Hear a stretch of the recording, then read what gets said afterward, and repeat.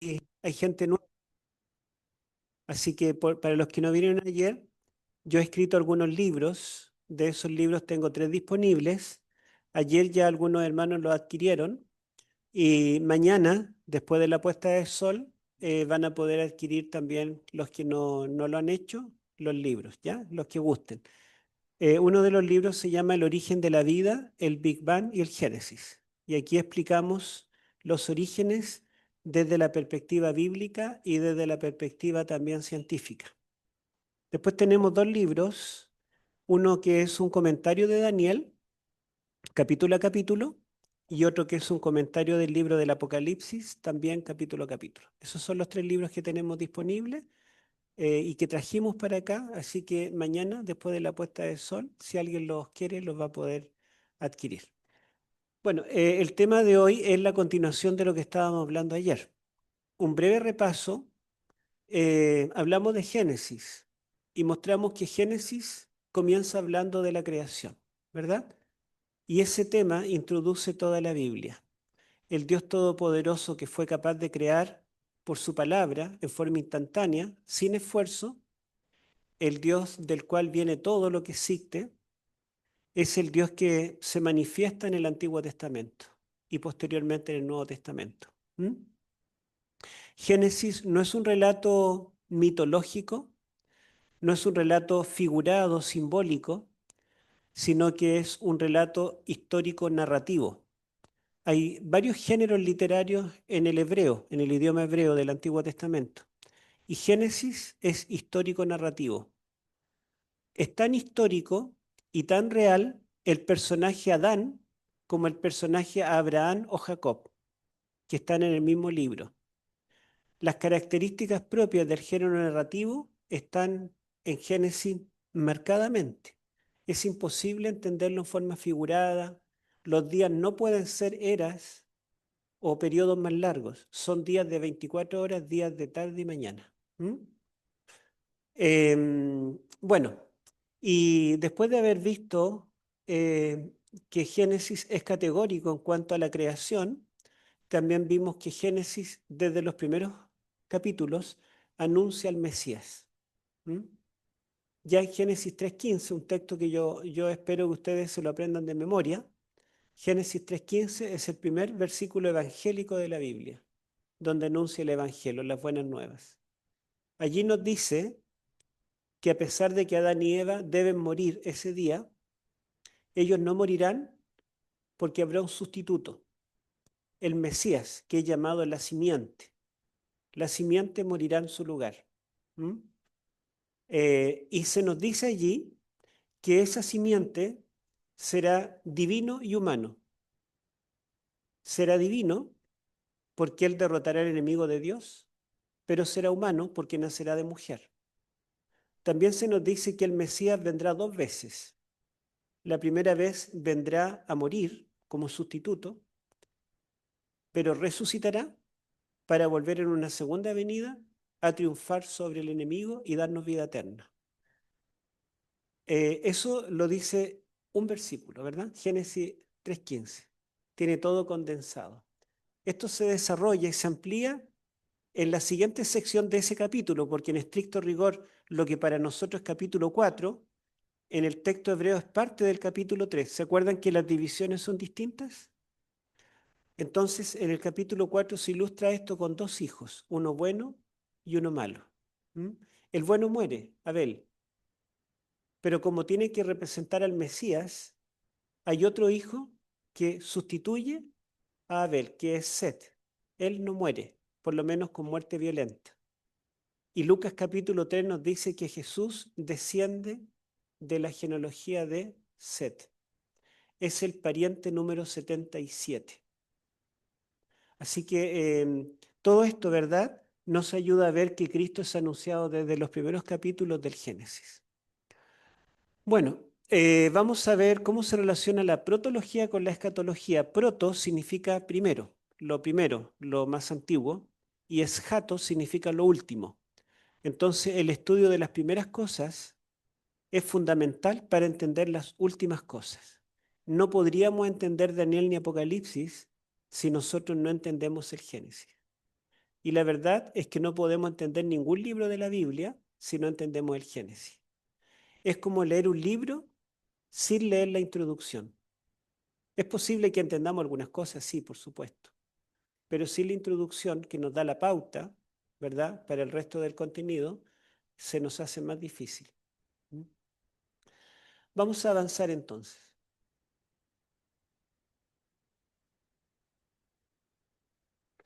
Bueno, dijimos que Génesis tiene un centro teológico, ¿verdad? Hablamos de la estructura y veíamos que hay una palabra que se repite en cada una de las secciones después de la creación. ¿Cuál era esa palabra? ¿Cuánto? Toledot. Toledot. ¿Y cómo la tradujeron los judíos al griego?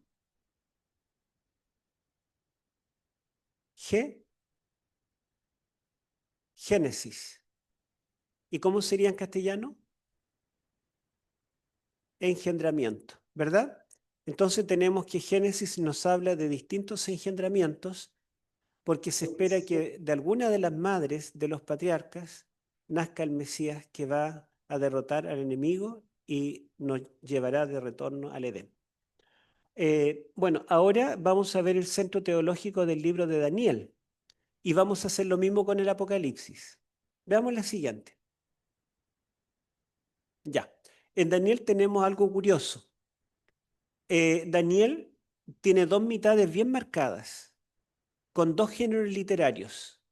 Veamos la siguiente y la siguiente. Entonces tenemos una primera mitad que son historias. Le podemos llamar las historias de la corte, porque todas son historias, anécdotas que ocurren con los jóvenes hebreos en la corte de Babilonia o en la corte persa. ¿Mm? En cambio, la segunda mitad, a partir del capítulo 7, son revelaciones que recibe Daniel, visiones, ¿verdad? Audiciones, ángeles que le traen mensajes, son las profecías apocalípticas. Entonces, la primera mitad, los primeros 6 capítulos, tenemos la historia de Daniel con sus amigos cuando llegan a Babilonia y deben comer la comida del rey, pero ellos proponen en su corazón no contaminarse con la comida del rey. El capítulo 2 tenemos la historia del rey Nabucodonosor que tiene un sueño y no lo recuerda o no quiere recordarlo y amenaza con matar a todos los sabios y allí Daniel, ¿verdad? Se compromete a interpretar el sueño y una vez que lo hace, el rey lo reconoce y lo coloca en un puesto alto dentro de Babilonia a él y a sus amigos. El capítulo 3 tenemos que los 3 varones hebreos, los amigos de Daniel, fueron sometidos a prueba porque el rey levantó una imagen de oro y obligó que todo el mundo la adorara. Al no hacerlo, los jóvenes se expusieron a ser lanzados al horno de fuego. ¿Y Dios los libró del horno de fuego? No, sí los tiraron al horno de fuego. No los libró del horno, los libró en el horno. Así actúa Dios. ¿Mm? El capítulo 4 nos cuenta la historia de que el rey otra vez en su palacio tuvo un sueño de un árbol y el rey se acordaba del sueño, sin embargo ningún sabio tampoco pudo interpretarlo hasta que apareció Daniel. El capítulo 5 nos cuenta la historia de que el último rey de Babilonia, Belsasar, recibió una revelación, pero no en sueño, sino una mano que escribió en la pared, Mene, Mene, Tekel, Uparsin. Y llamó a todos los sabios otra vez, nadie lo pudo interpretar hasta que apareció Daniel y como consecuencia y cumplimiento de esa revelación, el rey muere esa noche y comienza a reinar Darío el Medo.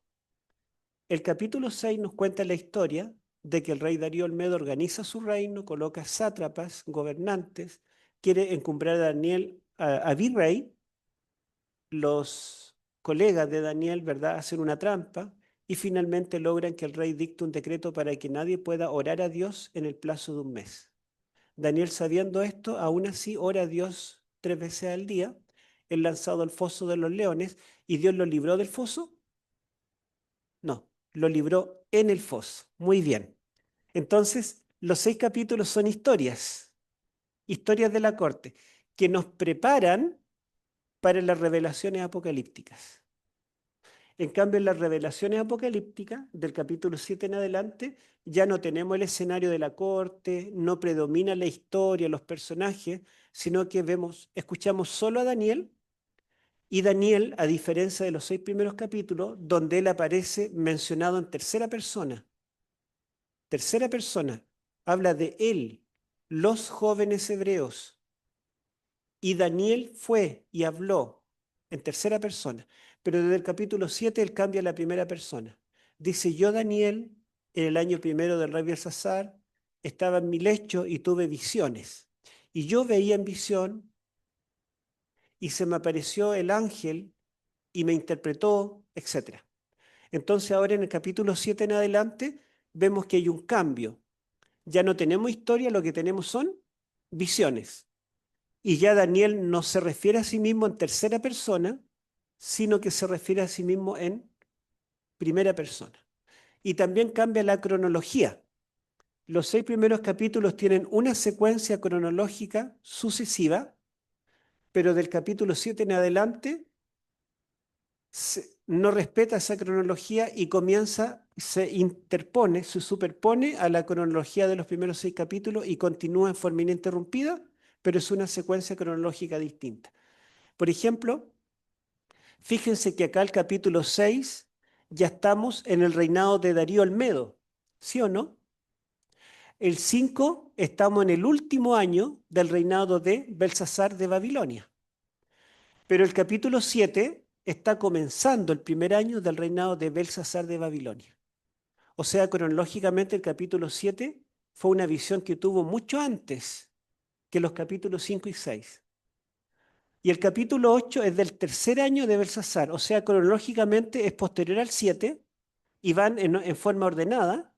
Sin embargo, el capítulo 8 también es anterior al capítulo 5. Por lo tanto, los 6 primeros capítulos y del 7 en adelante claramente son dos mitades. ¿Ya?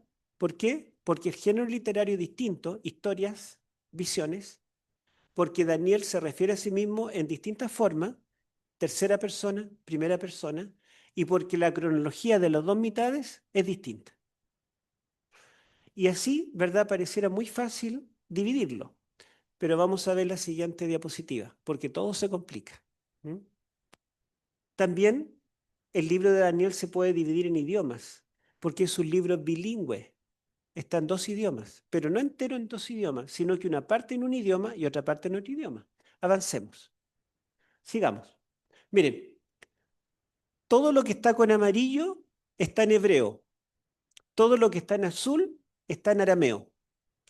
El hebreo es el idioma de los judíos que están cautivos allá. El arameo es el idioma de Babilonia y la lengua internacional. Si fuera aquí en Chile, diríamos que el hebreo es como no el español, sino el chileno, ¿verdad? Con nuestros modismos y todo, con el po, con todo eso. Y el arameo sería el inglés. Si yo quisiera escribir un libro y que pudiera llegar a muchos países y mucha gente lo pudiera leer, lo escribiría en inglés, ¿verdad? Pero si yo escribo algo en un chileno bien chileno, entonces yo sé que este público va a ser el que lo va a poder entender bien y quizás si llega a Venezuela o llega a Argentina, a lo mejor hay cosas que hablando español no lo van a entender bien. ¿Mm? Me acuerdo que yo prediqué una vez en Argentina, la iglesia estaba llena un sábado de mañana y, y prediqué porque me enteré de cómo era la condición de la iglesia. Entonces mi tema fue cómo evitar ser una iglesia fome. Entonces hablé todo el sermón de que debíamos evitar ser fomes. Y bueno, cuando terminé y despedí a los hermanos, el primer hermano que salió me dijo, ¿qué es fome? Yo le dije, fome, una palabra que todos usamos. No, me dijo y se miraba y me decía, no, esa palabra no existe. Entonces yo vi en mi celular y claro, no existe en español, no es una palabra de origen español, es una palabra exclusivamente chilena. En portugués existe, pero es otra palabra, fome es hambre, pero en Chile fome significa algo aburrido, algo tedioso, ¿cierto? Bueno, en ningún otro país de América ni en España lo hablan. ¿Mm? O cuando yo decía, voy al tiro, tampoco entendían. Entonces ahora yo digo, voy enseguida. Cambié mi forma de hablar. Bueno, entonces, Como digo, hebreo es amarillo y arameo es azul. Al parecer, Daniel quería que algunas de sus historias y revelaciones fueran leídas solo por su pueblo, los judíos.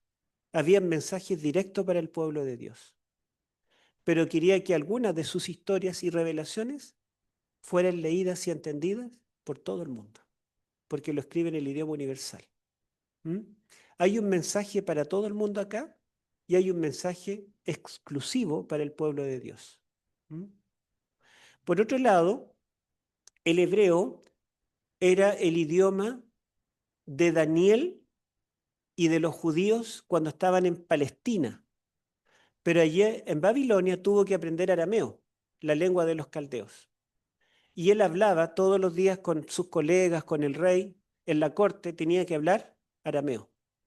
Entonces el hebreo representa el idioma de la libertad, el arameo el idioma de la esclavitud. ¿Mm?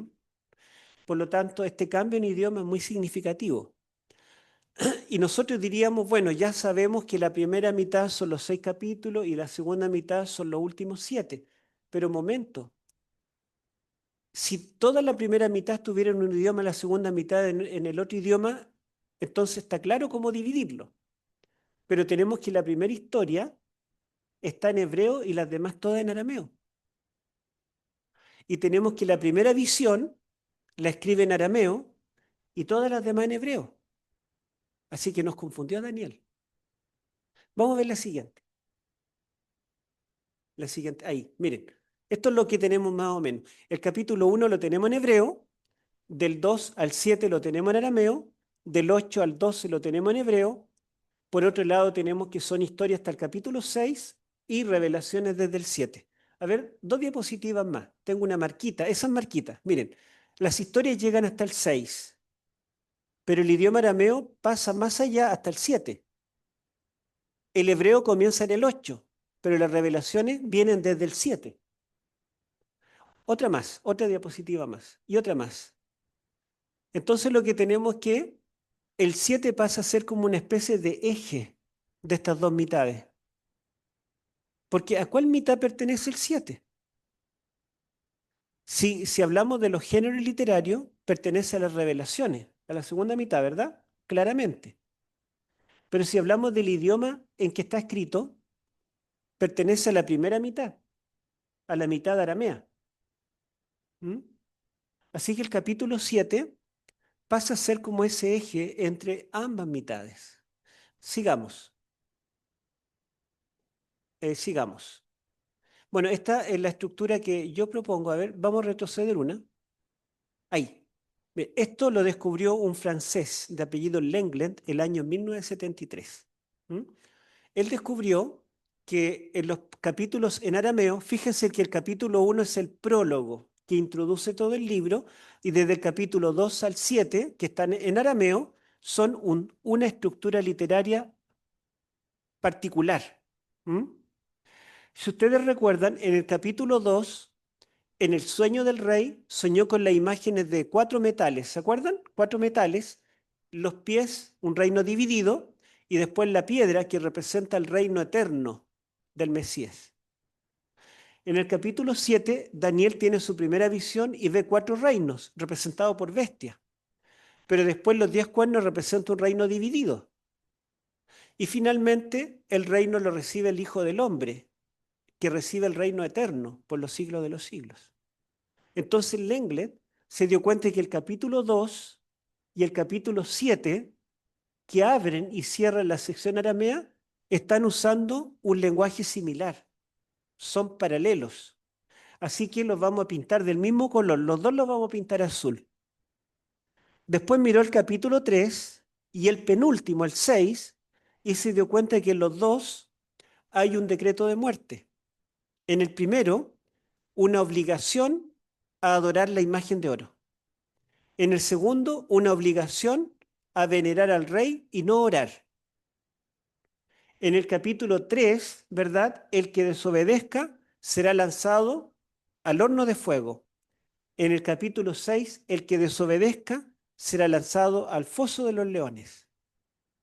En el capítulo 3 hay un remanente fiel que está dispuesto a morir, pero el Señor interviene enviando al Hijo del Hombre, al Hijo de Dios, y lo rescata, ¿verdad? Y en el capítulo 6 el Señor interviene y envía a su ángel y cierra la boca de los leones. En ambos capítulos el rey termina dictando un decreto para que adoren al Dios de los hebreos. Entonces Lenk les dijo, qué interesante, el capítulo 2 se parece al 7 y el 3 se parece al 6. Entonces Lenk les dijo, voy a comparar el 4 con el 5. En el 4, el rey tiene el sueño del árbol, ¿se acuerdan? Nabucodonosor.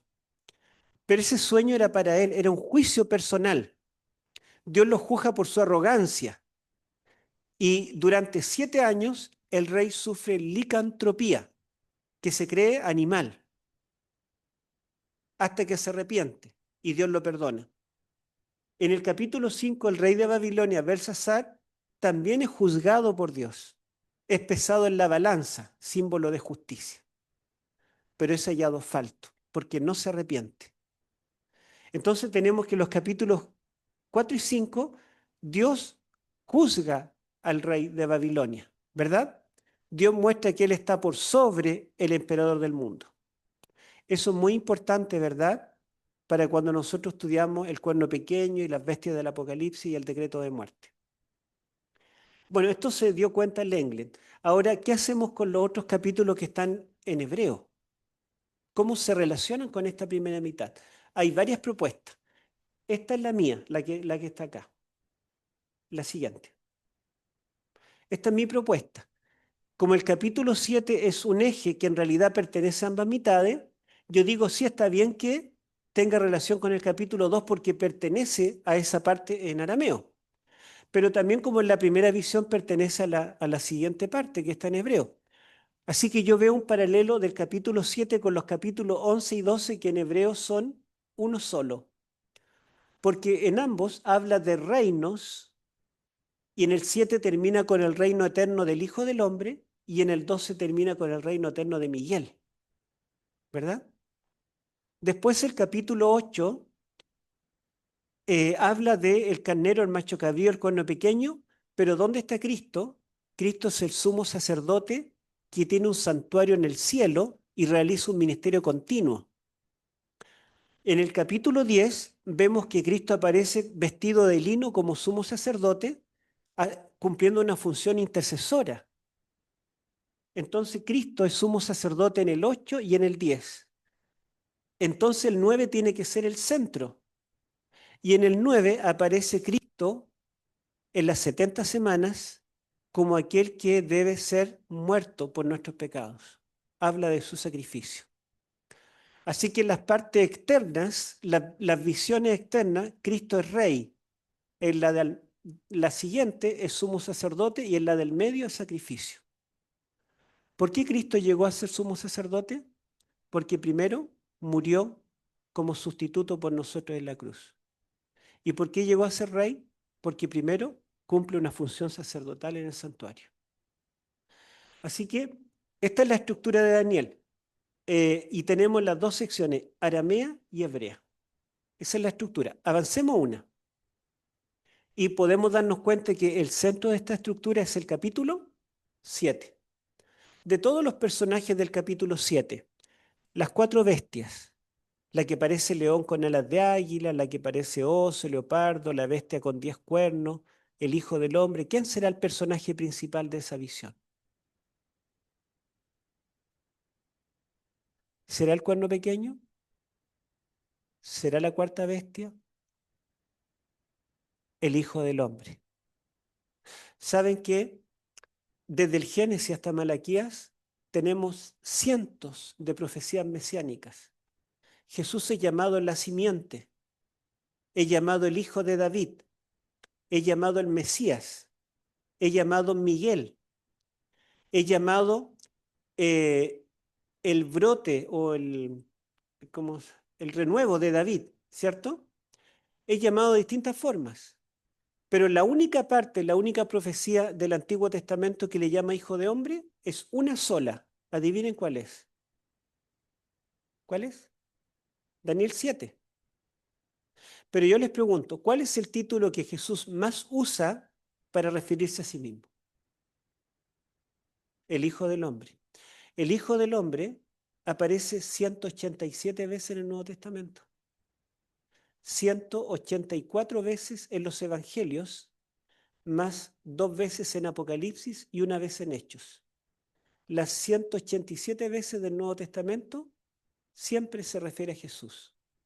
No hay otro Hijo de Hombre en el Nuevo Testamento. Las 184 veces que aparece esta frase en los Evangelios, las 184 veces sale de labios de Jesús para referirse a sí mismo. El Hijo del Hombre vendrá en las nubes del cielo, para que sepáis que el Hijo del Hombre tiene poder para perdonar pecados. El Hijo del Hombre irá a Jerusalén y será asesinado.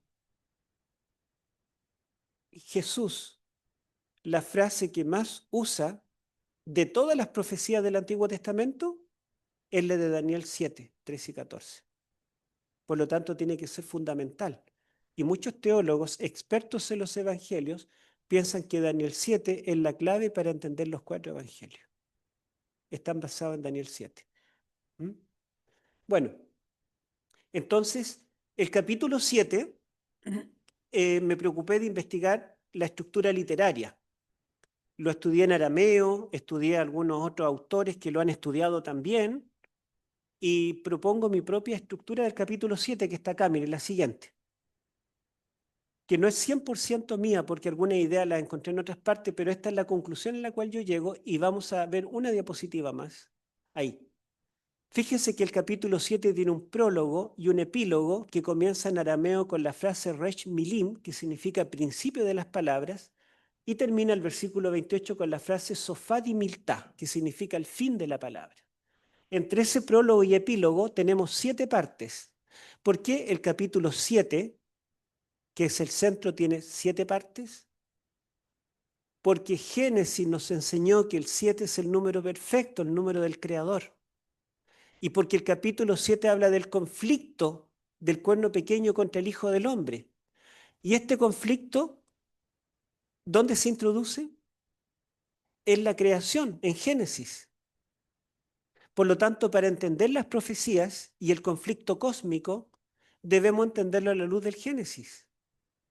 Ahora, eh, fíjense ustedes que aparecen las bestias, y bueno, todo tiene un paralelo, es un quiasmo también, la primera parte con la última, segunda con la penúltima, tercera con la antepenúltima, y el centro es la visión del Hijo del Hombre que está en los versículos 13 y 14. Así que yo quiero que ustedes lean los versículos 13 y 14, busquémoslo en una Biblia, no los tenemos ahí en la diapositiva, los vamos a buscar y lo van a leer.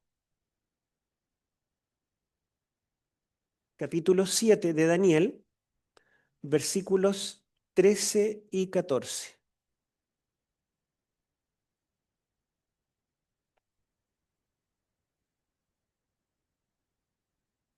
Ya, ¿quién lo tiene?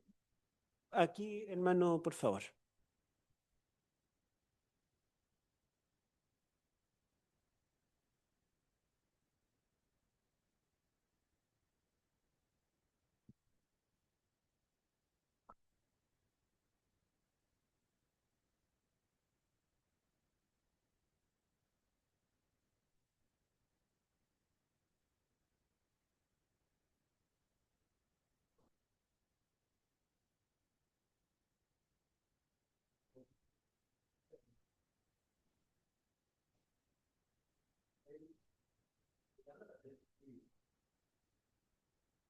Gracias.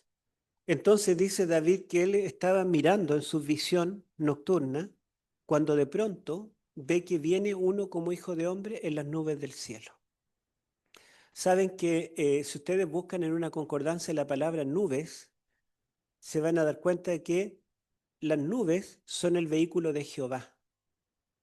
Jehová está en la nube de día, en el desierto, y en la columna de fuego de noche.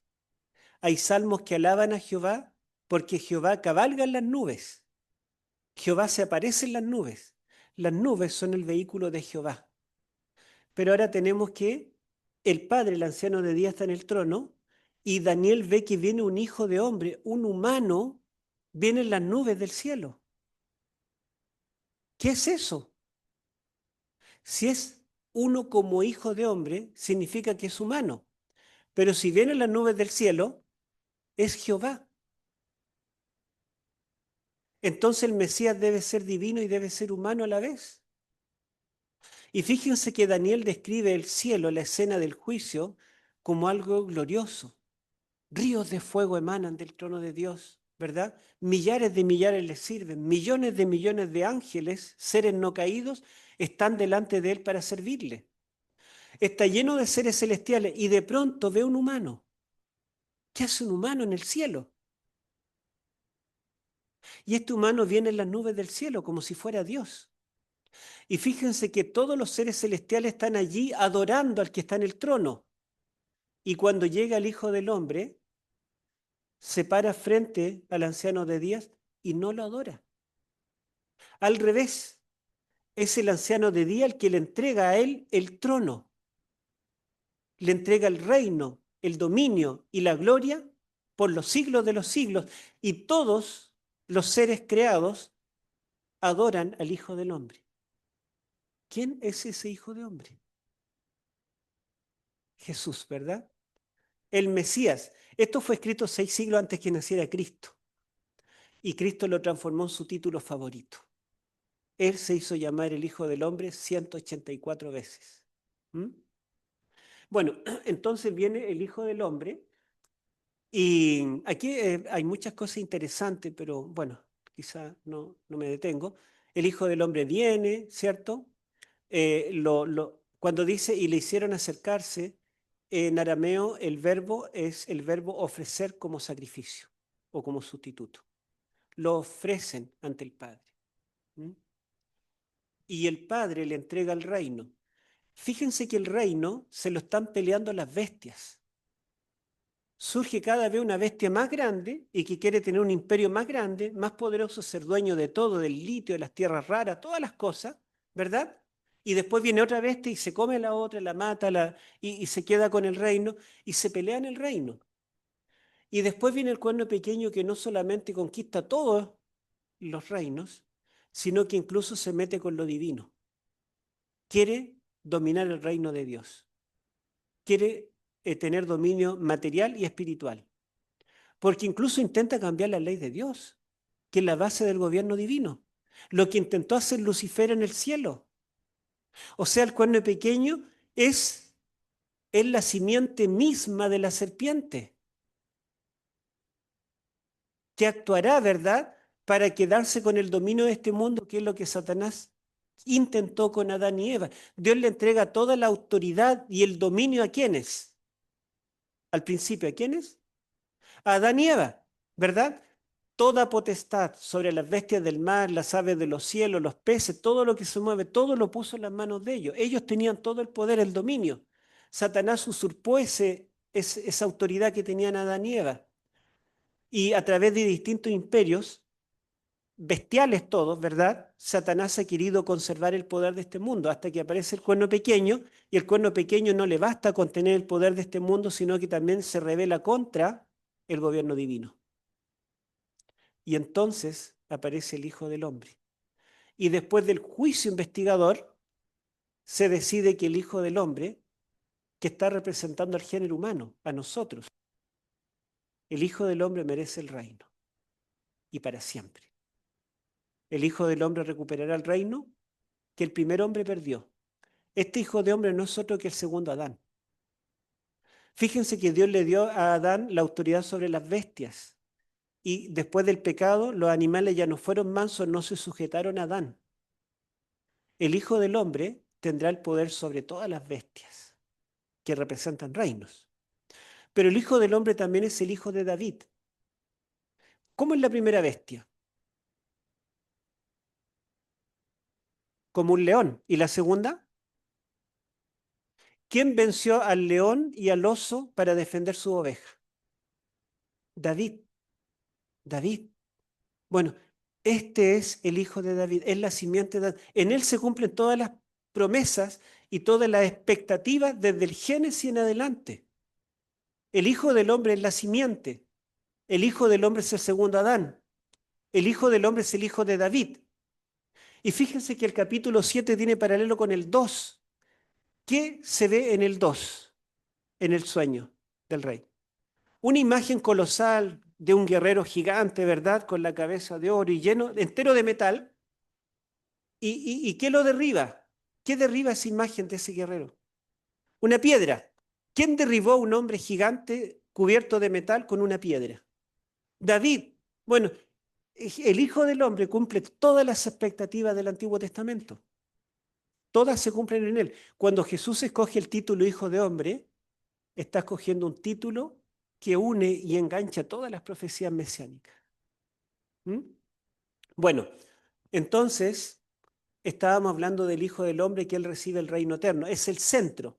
Entonces yo me pregunté si los versículos 13 y 14 son el centro de Daniel 7, pero Daniel 7 es el centro de todo el libro de Daniel. ¿Será que los versículos 13 y 14 tienen alguna estructura literaria? Y busqué en un libro de mi profesor de Antiguo Testamento, un profesor de Andrews, que era médico, arqueólogo y teólogo. Y él dice que no hay estructura, que nadie la ha descubierto. Entonces me desanimé. Pero oré al Señor, le dije, Señor, ilumíname, muéstrame la estructura. Y la encontré. Mire, es la siguiente. Vamos a ver, avanzar. Ahora, estos dos versículos nomás, 13 y 14, vamos a verlo en la siguiente.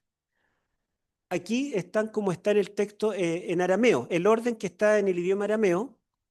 Entonces yo me di cuenta que la primera frase está escrita en prosa, pero lo demás está escrito en lenguaje poético. 7 versos, otra vez el 7. Una breve introducción en prosa, mirando estaban mis visiones de la noche, y he aquí, luego hay 7 versos.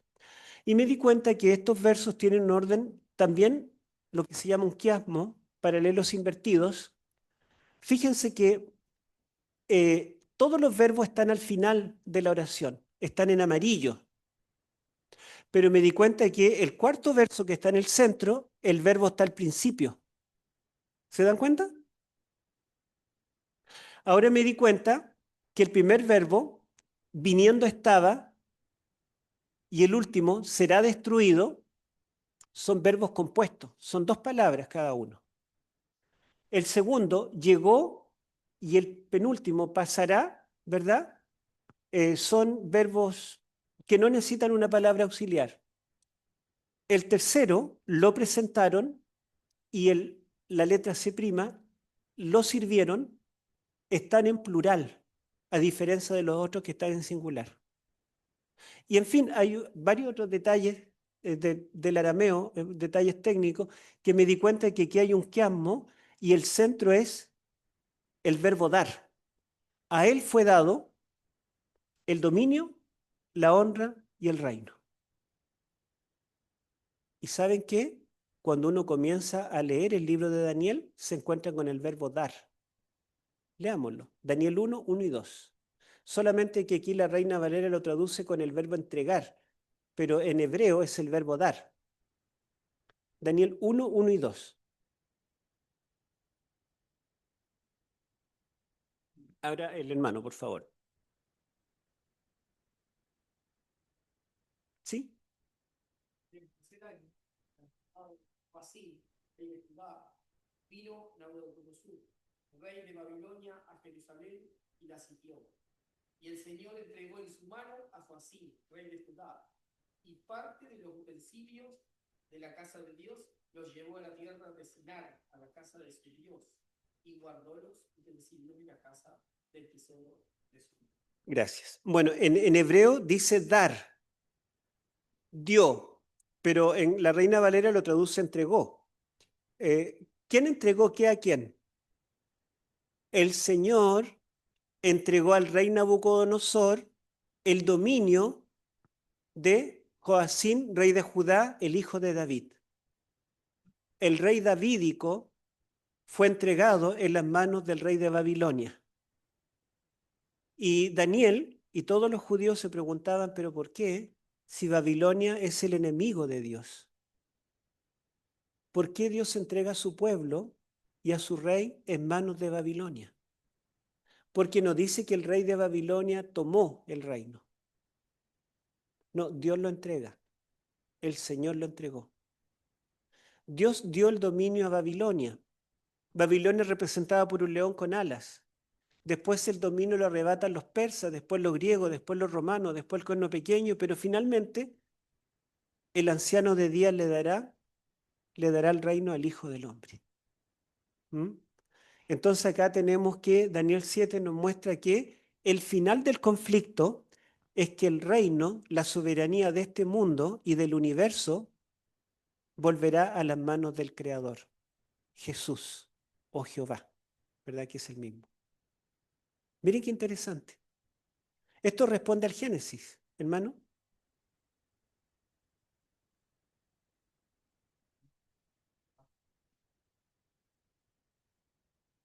Exacto.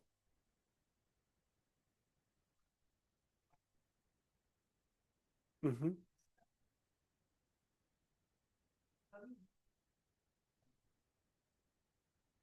Exactamente.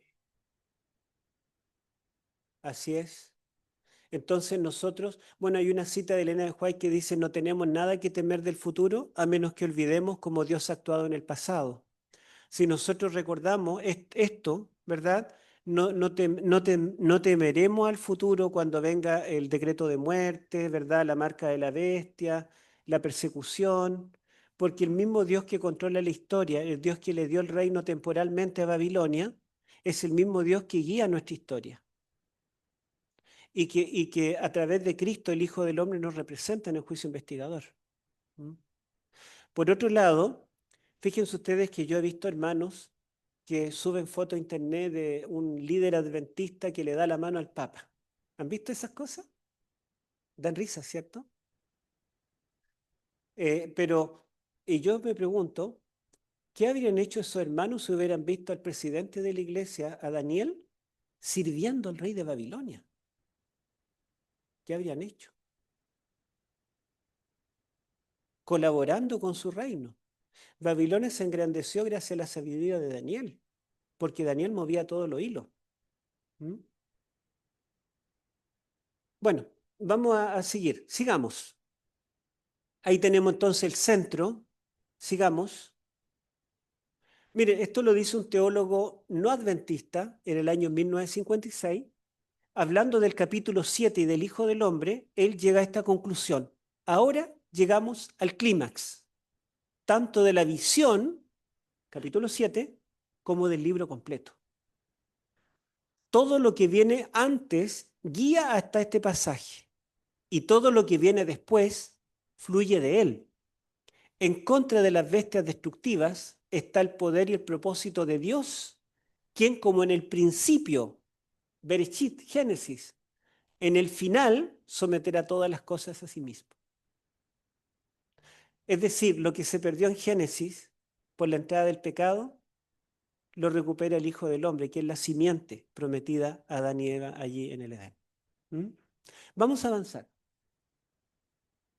Miren, si nosotros vemos el lenguaje de Daniel 7, es un lenguaje tomado de Génesis 1. ¿Se acuerdan que Daniel 7 dice que comienza la visión cuando los vientos del cielo combaten en las aguas del gran mar? La palabra viento en arameo es ruach, igual que en hebreo. Y la palabra ruach puede significar viento o espíritu. En Génesis vemos que comienza la creación cuando el Espíritu de Dios se mueve sobre la faz de las aguas. El ruach sobre las aguas da inicio a la creación y el ruach sobre las aguas da inicio a la visión del capítulo 7. Después tenemos que suben bestias del mar, ¿cierto? Y este verbo subir y la palabra bestias o animales aparece también en Génesis 1 cuando Dios crea los animales. Animales del mar, animales de la tierra. La creación en el sexto día concluye cuando Dios crea a Adán, al ser humano. La visión termina cuando aparece en escena el Hijo del Hombre. Después que Dios crea a Adán, le entrega el dominio y el poder sobre toda la tierra. Una vez que aparece el Hijo del Hombre, el anciano de días le entrega el dominio y el poder por los siglos de los siglos. Entonces Daniel 7 es un retorno al principio, cuando todo era bueno en gran manera. Fíjense que Daniel 7, el Mesías anunciado allí, no es un Mesías que va a devolverle el reino a los judíos como era antes del cautiverio de Babilonia, cuando había un rey endeble, medio inestable emocionalmente, ¿verdad? Me estoy refiriendo a Sedequías. Sedequías fue el último rey de Judá. Era el hijo de David, pero bueno, dejaba mucho que desear. Y el Mesías, el Hijo del Hombre, no va a recuperar el reino hasta ese punto, como estaba el reino de Judá, muy reducido de tamaño y con un rey inestable. Ni siquiera el Hijo del Hombre recuperará el reino al estado cuando estaba en el tiempo de David, que era próspero, ¿verdad? Y David había conquistado a los enemigos y todo eso. De todas maneras, Israel era un país chiquitito comparado con el mundo. El reino del Hijo del Hombre es una recuperación del dominio de toda la tierra como era en tiempo de Adán. Y más allá, ya que el conflicto es cósmico, recupera el reino a nivel cósmico, en el cielo, ante el trono de Dios, en el santuario celestial, desde donde Dios rige el universo entero. La recuperación del Hijo del Hombre es completa. ¿Mm? Bueno, y está basada en Génesis 1, que es un capítulo, el único capítulo que podemos decir que es anterior a la entrada del pecado, porque Génesis 2 al 4 en la Biblia hebrea es un solo capítulo, es el capítulo de la caída. ¿Mm?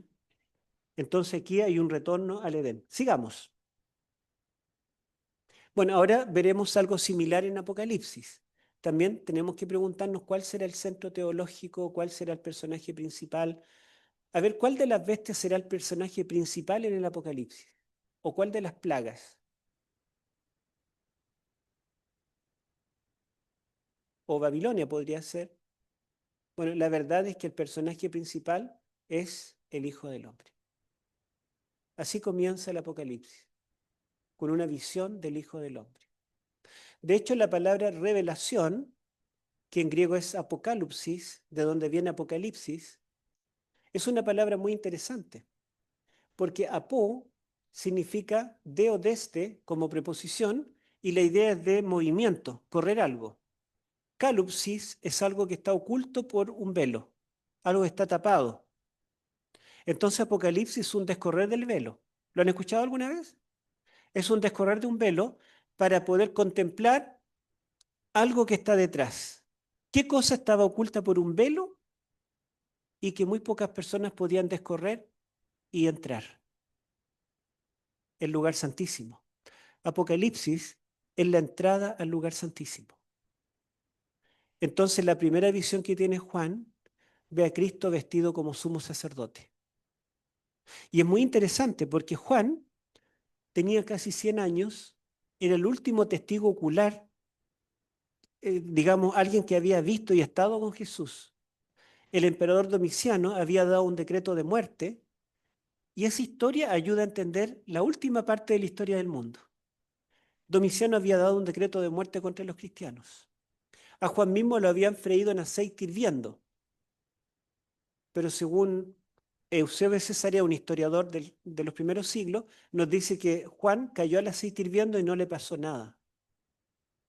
Entonces el emperador quedó tan impactado que dijo, si el aceite no lo mata, ningún arma lo va a matar.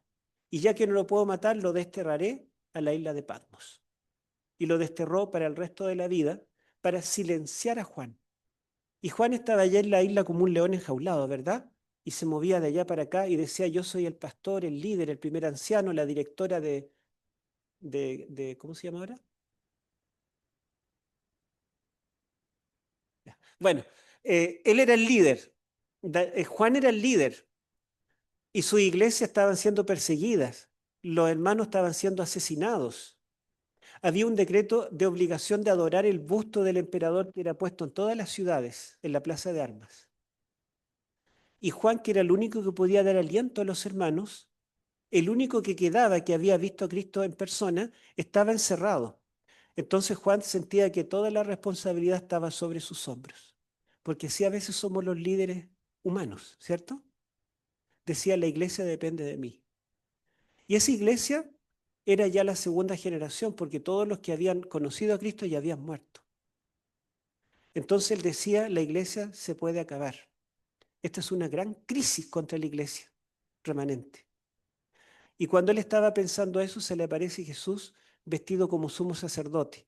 Y cuando lo ve vestido como sumo sacerdote, en medio de los candelabros de oro, recordó que el que se encarga de mantener la luz encendida en los candelabros solamente es el sumo sacerdote. Y se le dice que los candelabros representan a las iglesias. ¿Quién hará que la iglesia se mantenga iluminando este mundo? ¿El pastor, el anciano, la directora de jóvenes? Cristo. Cristo, Él es el sumo sacerdote. Él intercede. Él mantiene a la iglesia viva. Y todas las crisis que vengan no serán los líderes humanos. Nosotros haremos todo de nuestra parte, ¿verdad? Lucharemos porque la iglesia se mantenga a flote. Pero ¿quién será el que la mantendrá viva? Cristo. Entonces se le descorre el velo y él puede ver otra dimensión.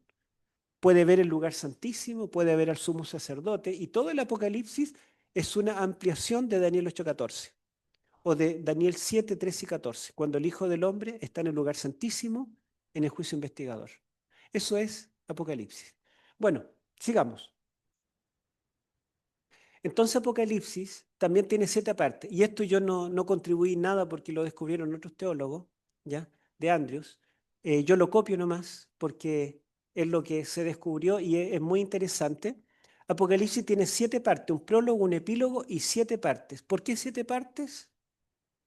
Porque en Génesis se nos dice que el número 7 es el número del Creador. ¿Mm? Entonces nunca más digan que el 7 es el número apocalíptico. No, el 7 es el número de la creación. La apocalíptica lo copió, pero viene de la creación. Y esto tiene, digamos, paralelos. Por ejemplo, las 7 iglesias, ustedes ven que las 7 iglesias en realidad están mostrando a la iglesia militante, una iglesia que tiene virtudes y defectos. Yo conozco tus obras, tienes cosas buenas y cosas malas. Y hay promesas para futuro, ¿verdad? El que venciere comerá del árbol de la vida. El que venciere tendrá la corona de la vida. El que venciere se sentará en el trono, etcétera. Pero en los capítulos 21 y 22 nosotros vemos la iglesia triunfante, vemos la Nueva Jerusalén y vemos los redimidos que están mirando a Dios cara a cara. Ellos comen del árbol de la vida, ellos se sientan en el trono de Dios. Todo lo que se prometió a la iglesia militante, la iglesia triunfante lo puede vivir y experimentar. Entonces las 7 iglesias tienen un paralelo con la Nueva Jerusalén. Después tenemos los juicios históricos de los 7 sellos, que son paralelos con los juicios finales de los capítulos 19 y 20. ¿Cómo comienzan los sellos? Comienzan con los capítulos 4 y 5, que es una larga introducción donde se ve otra vez a Dios en el trono y al Cordero con un rollo, que nos recuerda a Daniel 7. Y el capítulo 19 comienza también con el que está en el trono y el Cordero. La visión misma dice que rompe el primer sello y salió un caballo ¿de qué color? Blanco. Y el que lo montaba tenía un arco y una corona de oro.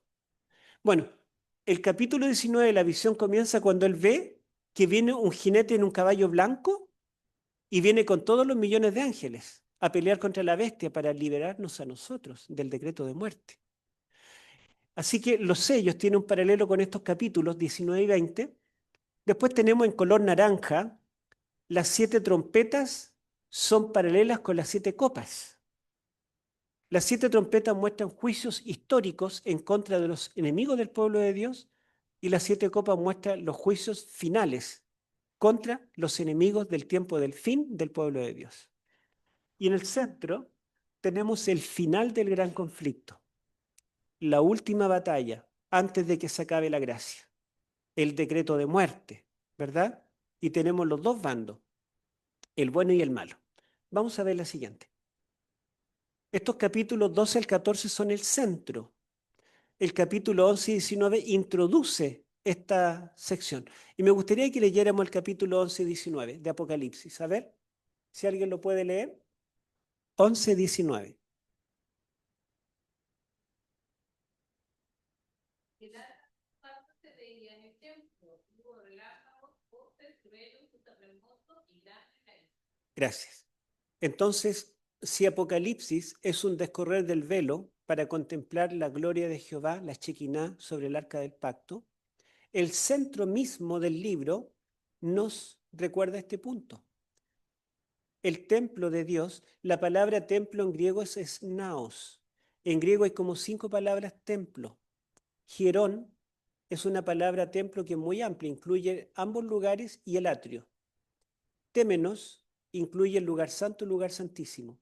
Pero la palabra que es aquí es naos, es el lugar santísimo. En realidad lo que fue abierto fue el lugar santísimo. ¿En qué fecha, según Daniel 8:14, debía ser abierto el lugar santísimo del santuario celestial? ¿Ah?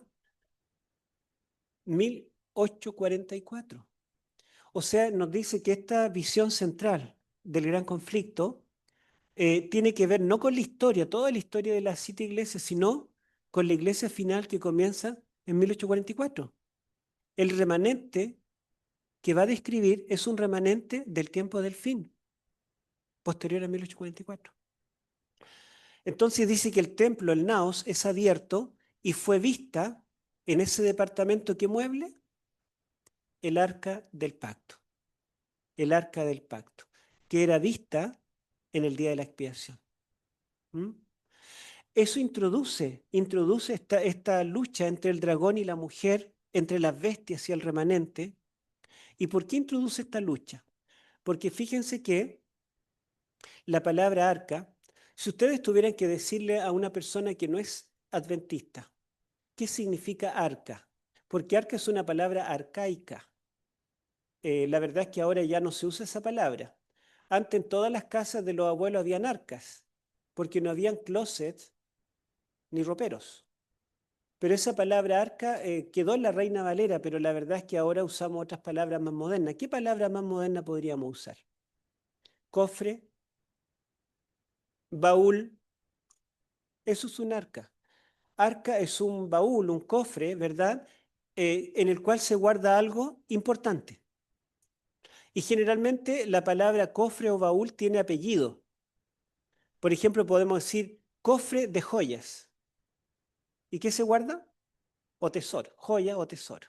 Si decimos baúl de recuerdos, ¿qué guardamos? Si hablamos de un baúl de ropa, ¿qué guardamos? Ropa. Entonces, si el apellido es baúl del pacto o arca del pacto, ¿qué se guarda? ¿Las tablas de qué? Las tablas del pacto. Y las tablas del pacto es la base del gobierno de Dios. Así comenzó el conflicto en el cielo, dice Elena de White. Lo que significa, ¿verdad?, que en este conflicto está en juego el gobierno divino y que hay un desafío contra los mandamientos de Dios. ¿Mm? Y recordemos que el arca del pacto, según Éxodo capítulo 25, versículo 22, es el asiento del gobierno de Dios. Allí está asentado Dios. Desde allí gobierna el universo. Y si ese es el lugar donde Dios gobierna el universo, las tablas que están dentro son la base de ese gobierno. Un desafío al lugar santísimo es un desafío al gobierno de Dios. Hermano, usted iba a decir algo.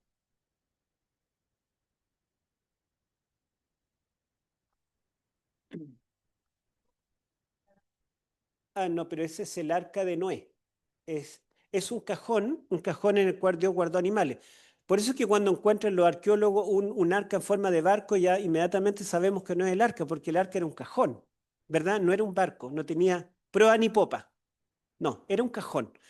Bueno, esa es otra arca, ¿verdad? Es un arca que se usó para guardar animales y seres humanos para salvarlos del diluvio. Pero el otro arca es el arca del pacto, donde se guardan las tablas del pacto. Bueno, aquí hay un desafío contra el gobierno de Dios. Inmediatamente vemos los personajes. Avancemos. Ahora, si estos capítulos 12 al 14 son el centro de Apocalipsis y el capítulo 7 de Daniel es el centro de Daniel, tenemos que preguntarnos si tienen algo en común. Y claro, el capítulo 7, que es el centro de Daniel, y los capítulos 12 al 14, que es el centro de Apocalipsis, ambos representan a los reinos a través de bestias y cuernos. ¿Se dan cuenta? El personaje más malo es el anticristo, que ataca la ley de Dios y el gobierno de Dios, tanto en el capítulo 7 como en los capítulos 12 al 14 de Apocalipsis. Ambos hablan de un juicio preadvenimiento. En Daniel 7 se describe un juicio, el juez se sentó, los libros fueron abiertos previo al fin. En Apocalipsis 14 se predica que la hora del juicio ya llegó antes de la hora de la siega, un juicio de preadvenimiento. Y ambos terminan con el reino del Hijo del Hombre. En Daniel 7, el Hijo del Hombre recibe el reino. En Apocalipsis 14, 14 al 16, el Hijo del Hombre, ahora con corona, habiendo recibido el reino, viene a la tierra con una hoz aguda para cegar la mies de la tierra. Entonces, en ambos, Daniel y Apocalipsis, el clímax de la profecía no es la bestia, no son las plagas, no es el 666, es el Hijo del Hombre. El Hijo del Hombre. Sigamos. Bueno, el capítulo 2 en particular es general, hace lo que llamaríamos un raconto en literatura española. Raconto es cuando yo comienzo en un punto, supongamos comienzo a hablar del año 2025, algo que estamos viviendo ahora, pero vuelvo a mi niñez y le hago un repaso de toda mi vida y llego a este punto nuevamente. Eso es un raconto. ¿Mm? Esto sirve para introducir los capítulos 13 y 14, donde en el 13 hablará de los villanos y en el 14 de los héroes. Son los dos bandos. Pero el 12 hace un raconto, ¿ya? O sea, nos cuenta toda la historia del cristianismo. Y fíjense ustedes que comienza con el niño varón que es Jesús, es la simiente de la mujer. En el capítulo 12 de Apocalipsis hay una mujer vestida de sol, hay un dragón, la palabra dracon en griego significa serpiente. Y puede significar una serpiente normal, pero también la palabra dracon se utiliza de forma figurada, mitológica, para hablar de una serpiente con patas y alas. ¿Dónde hemos escuchado de una mujer y una serpiente con patas y alas y que tienen enemistad? Génesis 3:15. Claro, acá está, ¿verdad?, el desenlace de ese conflicto que se introdujo. Y la mujer está encinta, con 40 semanas de embarazo y con dolores de angustia por el parto. ¿A quién se le promete una simiente? A Eva. Bueno, esta simiente está por nacer. Así que Apocalipsis es un raconto volviendo al principio, al nacimiento de Cristo. Jesús nace, Él es la simiente, es arrebatado para el cielo, pero el dragón ahora persigue a la mujer durante 1260 años. ¿Mm? Luego se describe la lucha entre Miguel y el dragón. ¿Quién ganó? Miguel. Fíjense que no nos dice nada de Miguel. No nos dice quién es, de dónde apareció. ¿Por qué? Porque ya Daniel, los capítulos 10 al 12, nos hablaron de Miguel en forma detallada. Miguel es el Sar Hazabá, en hebreo, el general del ejército de los cielos. Es el príncipe celestial. Miguel es Cristo. Pero saben que Miguel ocupa el centro, ¿se dan cuenta? Miguel es el héroe del capítulo 12. Miguel vence al dragón.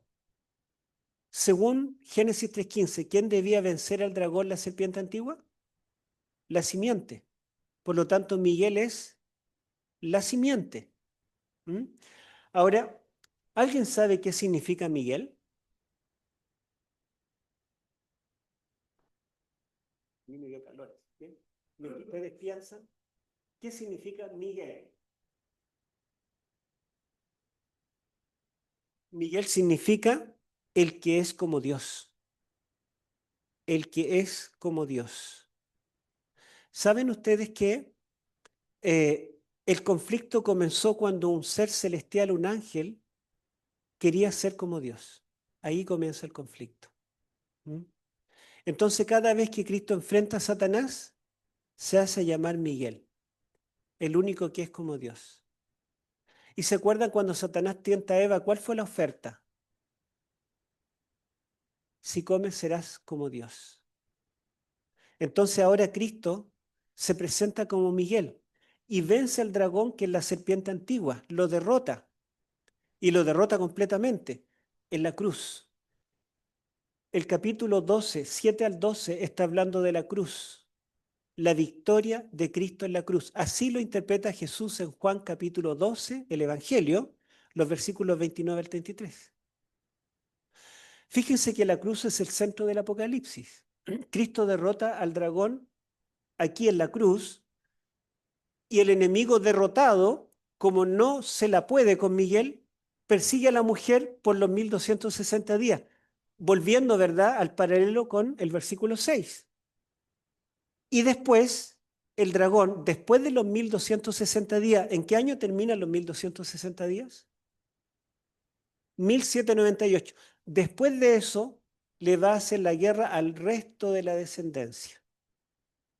Ese remanente que surge en 1844, y volvemos al principio, cuando el santuario es abierto, el lugar santísimo en 1844. ¿Se dan cuenta que es un raconto?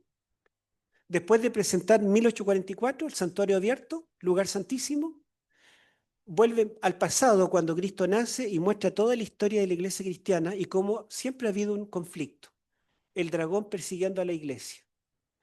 Y nos lleva otra vez al remanente final de 1844.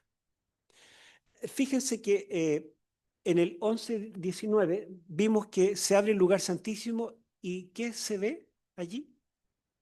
El arca del pacto. ¿Qué es el pacto? Los 10 mandamientos. ¿Y por qué el dragón persigue al remanente? Porque guardan los mandamientos de Dios, los que están en el arca. Entonces el remanente que guarda los mandamientos es una amenaza al dominio que pretende Satanás. Porque para él tener el dominio absoluto en este mundo, necesita erradicar la ley de Dios. Pero mientras haya un remanente que guarde los mandamientos de Dios, irá en contra de los planes del enemigo. Le estamos echando a perder los planes. Entonces nos va a eliminar, nos va a borrar. Y el capítulo 13 y 14 contarán esa historia. Nos van a decir cómo son los planes de Satanás a través de bestias acabar con el remanente. Pero ¿saben qué? El lector que lee el capítulo 13, el capítulo más terrible del Apocalipsis, que a todos los adventistas les da susto, el capítulo más terrible del Apocalipsis, el 13, comienza después del 12. Y en el 12 nos dijo que el dragón es un personaje derrotado. Entonces a mí no me da miedo el capítulo 13. Porque ya el capítulo 12 nos dijo que Miguel ya lo derrotó en la cruz. Él está vencido. Él va a ser el último intento, pero ya perdió. Cristo es ganador. Así que el capítulo 13, ¿verdad?, nos muestra los planes de las bestias que va a usar y todo lo que va a hacer contra el remanente, un decreto de muerte, la marca, la imagen de la bestia, un decreto para adorar, todo lo que quiera. Pero en el capítulo 14 el remanente está triunfante cantando al Cordero. ¿Mm? Esas son las buenas nuevas del Apocalipsis. Sigamos. Avancemos un poquito más. Bueno, aquí ya estamos terminando. Fíjense, Génesis 3:15, Apocalipsis 12 al 14, son las mismas imágenes. Una mujer, un dragón o serpiente antigua, un hijo varón, la simiente que van a ser. Sigamos.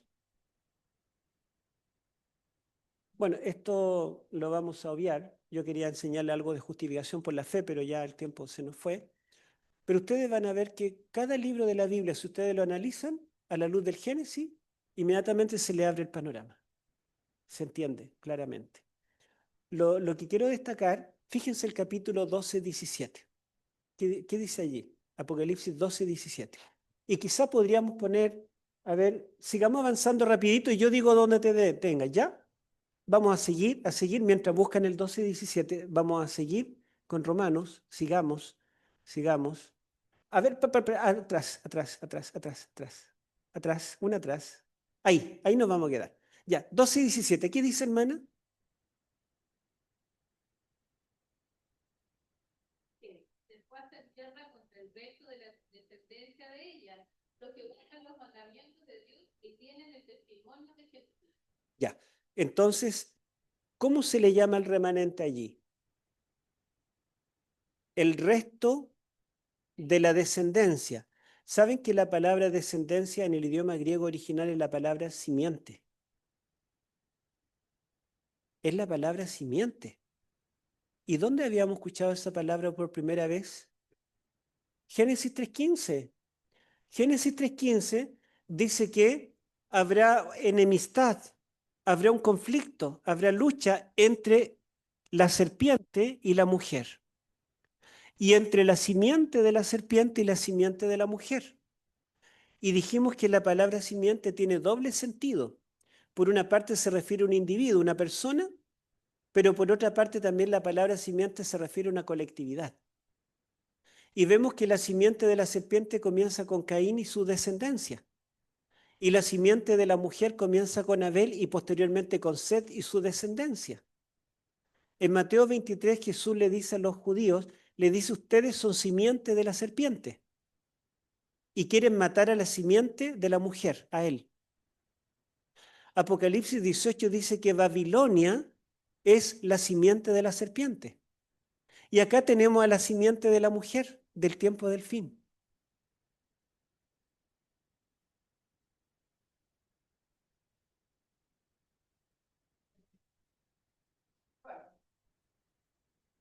Amén. Amén. Hay muchos detalles que podríamos ver. Yo solamente me detendré en esta palabra, simiente. Simiente. Fíjense cómo hila Apocalipsis al remanente final con todos ellos, aquellos héroes de la fe desde Abel en adelante. Esa familia de fieles, la parentela del Mesías en nuestra parentela. Tenemos los mismos genes, somos de la misma familia. Si Jesús, el hijo varón, es la simiente por excelencia de la mujer, ¿verdad?